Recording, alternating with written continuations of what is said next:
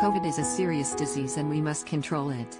However, just like COVID, lockdowns and restrictions cause immense social and health damage, with a huge impact on people's thought. For most of the past year, the government has been taking big decisions and asking us to change our lives so we could all do our bit to protect the NHS and save lives. Now that vaccines are here, we can achieve those aims through vaccination, rather than lockdowns or restrictions. The government and the NHS have done a fantastic job hitting the target of getting the top 4 at-risk groups their all-important first dose by February 15. These groups account for 88% of deaths and about 55% of hospital admissions. These groups will be protected by the vaccines from March 8, as it takes up to 3 weeks for a dose to take full effect. So any restrictions left in place after that should be proportionate to the harm COVID is by then kicked. This means that when the PM stands up in Parliament tomorrow, he should be able to announce that we can start relaxing restrictions from March 8. Open pubs for Easter. The top priority should be the full reopening of all schools. The PM said this month that it was the settled will of Parliament to get our school children back on March 8. Keeping schools closed is damaging the mental health and prospects of our young people and pushing parents to breaking point by making them juggle jobs with homeschooling. Chief Medical Officer Professor Whitty has said,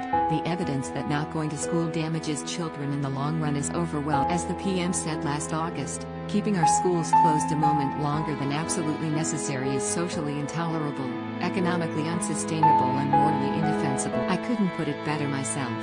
The evidence shows that even from new strains of the virus, as vaccinologists have made clear and ministers have agreed, the vaccine protects against death and hospitalisation. The PM said recently that scientists think all the vaccines are effective in delivering a high degree of protection against serious illness and death, which is the most important. Given the lightning quick pace of the vaccine rollout, by Easter we will have protected more than 2/3 of risk groups, that is everyone over 50 and everyone over 16 with a health condition that makes them more vulnerable. Public health data shows that when hospitality venues were open and trading last year, infections linked to the sector were extremely. It therefore makes sense to enable pubs and restaurants to open for Easter, where they can be COVID secure, to avoid them going to the wall and to protect jobs. Once all 9 priority groups have been protected by the end of April, there is no justification for any domestic legal restrictions. These groups represent 99% of COVID deaths and about 80% of hospital admission. What's more, from figures unearthed by The Sun on Sunday, it is clear from the big drop in A&E attendance that significant numbers of people with serious health conditions have been discouraged from it. It is important that if you have a serious health condition and need medical attention, you should get it,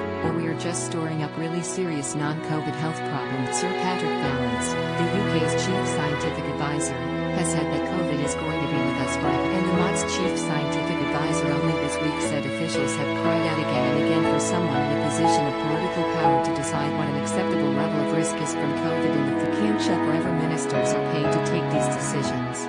To govern, they should be leading this debate about what the acceptable level of risk is from a disease that will be with us forever. We cannot shut down our nation forever or even during a difficult winter.